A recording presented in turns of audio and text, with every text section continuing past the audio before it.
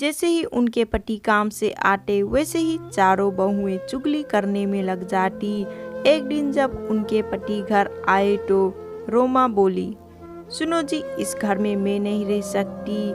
मैं सारा दिन घर का काम करती हूँ और फिर भी आपकी माँ और आपकी भाभीियों की ताना सुनती हूँ। रोमा का पति, मैं भी रोज रोज के लड़ाइयों से दुखी हो चुका हूँ, आज तो फैसला हो ही जाए।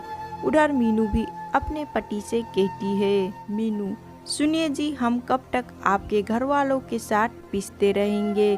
बच्चे बड़े हो रहे हैं, उनके भी भविष्य के बारे में सोचना है। आप तो सारे घर का खर्चा चलाते हो और मैं घर के काम में लगी रहती हूँ। माँ जी से बोलिए ना, इस घर को तोड़कर फ्लैट बना दे, हम आराम से रहेंगे। मीनू का पति, तुम ठीक कह रही हो, आज माँ से मैं इस बारे में बात कर लेता हूँ। आखिर हमारी भी तो पर्सनल लाइफ है। सुशीला के बेटे उससे बात करने के लिए आए और पीछे पीछे उनकी बहुएं भी आ गई। बेटा, माँ कहाँ हो, आप बाहर आओ तो। सुशीला कमरे से बाहर आती है। बेटा, माँ आपको घर टुरवा कर फ्लैट बना दो ना, सब साथ में नहीं रह सकते। दूसरा बेटा, हाँ माँ, हम सबको एक एक रूम मिला हुआ है, हमारे बच्चे भी बड़े हो रहे हैं, उनको भी अपना रूम अलग से चाहिए ना। और आपकी बहुओं में 24 घंटे लड़ाई होती रहती है, वो भी नहीं होगी। अलग अलग रहने से आपको भी शांति मिलेगी और हमें भी। माँ, अच्छा तुम्हारी पत्नियाँ ये घर टुरवाने के लिए मुझे नहीं मना पाए तो मेरे बेटे को ही भड़का दिया।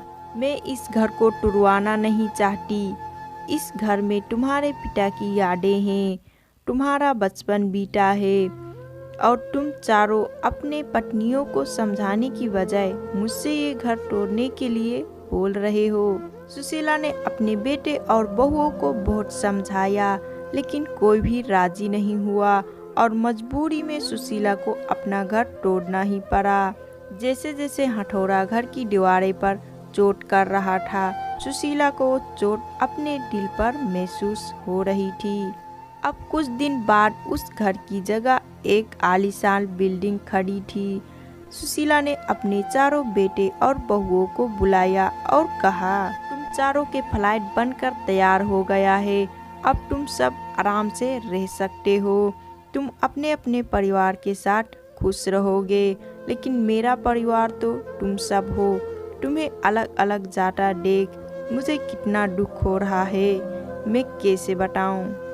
बेटा, माँ आप कहाँ रहोगी, मतलब हम में से किसके साथ रहोगी। सुशीला, तुम फिक्र मत करो बेटा, तुम्हारी बूढ़ी माँ किसी पर भी बोझ नहीं बनेगी। पेशेंट तो आते हैं मेरे पास, उससे मेरा गुजारा हो जाएगा। तुम चारों एक एक फ्लैट में रह लोगे तो ये नीचे का हिस्सा बचेगा, मैं वहीं रह लूंगी। चारों बेटे अपनी अपनी पत्नी और बच्चों को लेकर चली गई और आराम से रहने लगे। सुशीला पूरा दिन यही सोचती रहती और यही सोचती, मेरी बहुएं ने मुझसे मेरे चारों बेटे को छीन लिया। चारों में से कोई भी मेरे पास नहीं आता, लेकिन सभी दिन एक जैसा नहीं रहते। कल मेरी जगह मेरी बहुएं भी होंगी, तब देखती हूँ। तो दोस्तों, आपको ये कहानी कैसी लगी? अगर पसंद आएगा तो लाइक शेयर सब्सक्राइब और अपना कीमती समय देने के लिए बहुत बहुत धन्यवाद।